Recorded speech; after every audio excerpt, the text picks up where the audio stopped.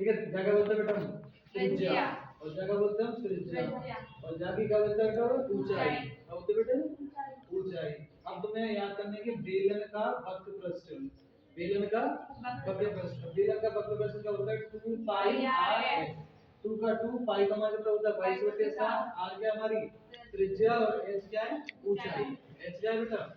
ऊंचाई। अब ऐसे भी पूछा कि बेलन का टोटल वक्र प्रस्थ बताओ, यानी कि टोटल वक्र प्रस्थ का मतलब होता है ऊपर वाला भी और नीचे वाले टोटल वक्र प्रस्थ बताओ। सिलेंडर का क्या होता है ना टोटल वक्र प्रस्थ क्या होता है,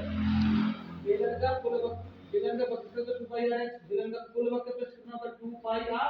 और ब्रैकेट में r प्लस h, ब्रैकेट में r प्लस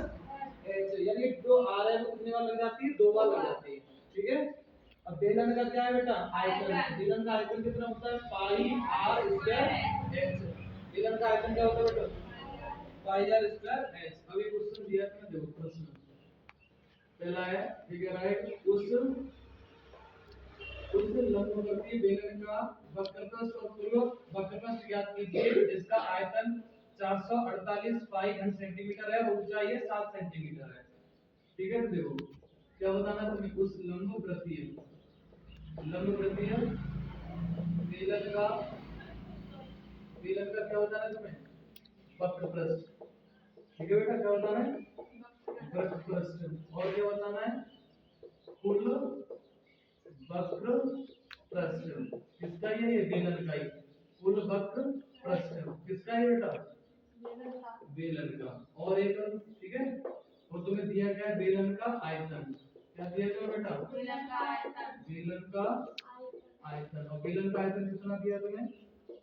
448 और 5 सेंटीमीटर क्यूब,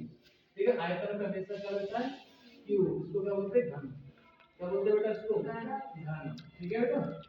अब ऊंचाई, ऊंचाई कितनी दी है कितनी 7 सेंटीमीटर, ऊंचाई कितनी दी है तुम्हें 7 सेंटीमीटर, ठीक है। अब तुम्हें क्या निकालना है, देखो पहले तुम्हें निकालनी है r, क्या निकालनी है पहले बेटा तुम्हें r। मुझे बताओ बेलन का आयतन का फॉर्मूला क्या होता है,